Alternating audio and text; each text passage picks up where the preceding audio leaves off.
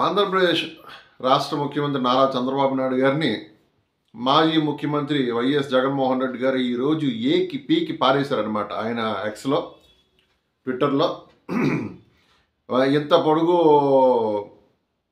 Post అందులో పెట్టడం జరిగింది.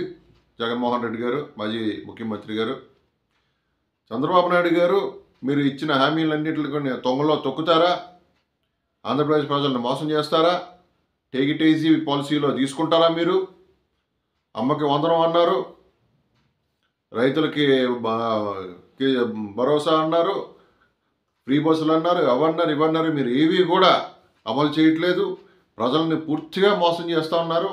మా ప్రభుత్వంలోనైతే మేము ఎంత చేసిస్తామో అంత చేస్తాము అంటూ జగన్మోహన్ రెడ్డి గారు చాలా ఘాటుగా కారాలు మిరియాలు ఇవన్నీ కలిపి నూరి మొత్తానికి ఈవేళ ఎక్స్లో పోస్ట్ చేయడం జరిగింది. మీ మంత్రివర్గ సమావేశాలు జరుగుతూ ఉన్నాయి, కానీ మీరు ఏమీ కూడా ప్రజలకి ఇప్పటి వరకు మీరేమి సంక్షేమం చేయలేదు అంటూ ఆయన ఎక్స్లో తీవ్రంగా చంద్రబాబు నాయుడు మీద మండిపడడం జరిగింది. ఆయన హయాంలో, జగన్మోహన్ రెడ్డి హయాంలో అనేక సార్లు బటన్ నొక్కడం జరిగింది, కానీ ఆ నొక్కిన బటన్ ఒక్కొక్కసారి కరెంట్ లేకపోవడం వల్ల పనిచేయకపోవడం జరిగిందన్న విషయం కూడా మనందరికీ తెలుసు.